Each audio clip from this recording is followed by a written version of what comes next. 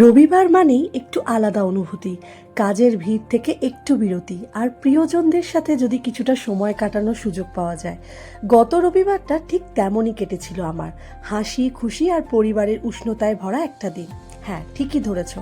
সকালেই আমরা গিয়েছিলাম আমার এক ভাসুরের বাড়িতে।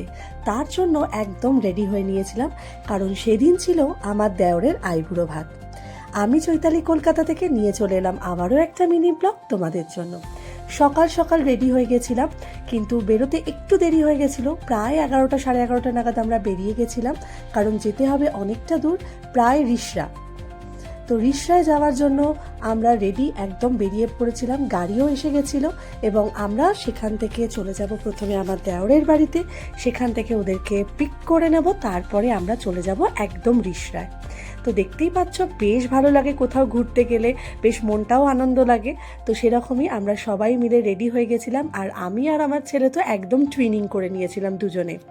এই হচ্ছে, আমরা পুরোপুরি রেডি হয়ে গেছিলাম আর বেরিয়ে গেছিলাম। রাস্তায় একটু জ্যাম ছিল, যদিও রবিবার বলে কথা, সেরকম খুব একটা ভিড় ছিল না।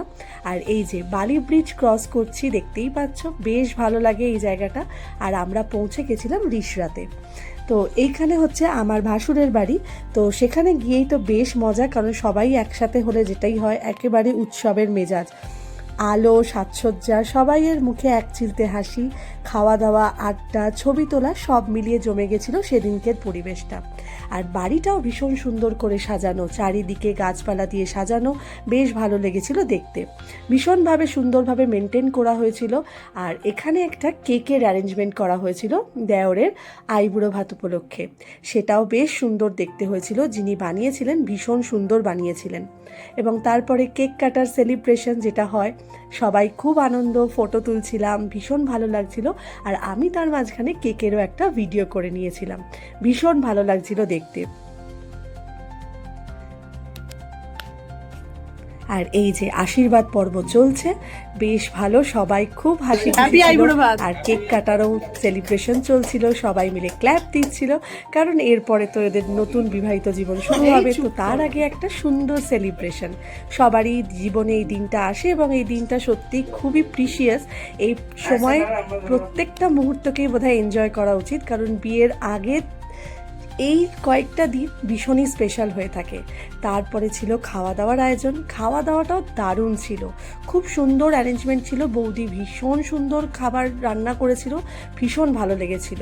তারপরে যেটা হয়, খাওয়া দাওয়ার পর গল্প, আড্ডা, সব ফটো তোলা, সমস্ত কিছু মিলিয়ে একদম জমজমাট। সবচেয়ে ভালো লেগেছিল সবাইকে একসঙ্গে দেখে, সেই পারিবারিক বন্ধনটা যেন আরও গভীর হয়ে উঠল। দিনটা হুট করেই কেমন কেটে গেল বুঝতেই পারিনি। সবাই মিলে একসঙ্গে থাকলে বেশ ভালো লাগে।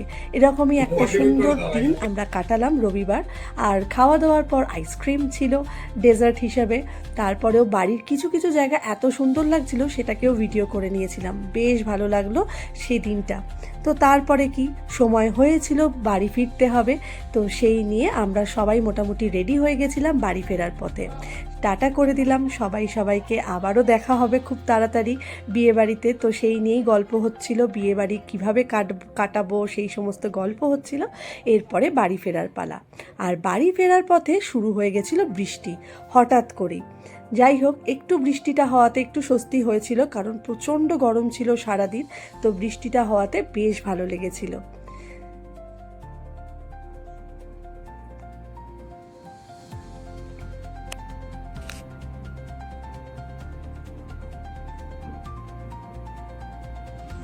দেখতেই পাচ্ছ, রাস্তায় বেশ ভালোই বৃষ্টি হয়েছিল। যদিও আমরা যখন কলকাতার এই সাইডে চলে এসেছিলাম তখন বৃষ্টির পরিমাণটা একটু কমে গিয়েছিল, কিন্তু বেশ সুন্দর।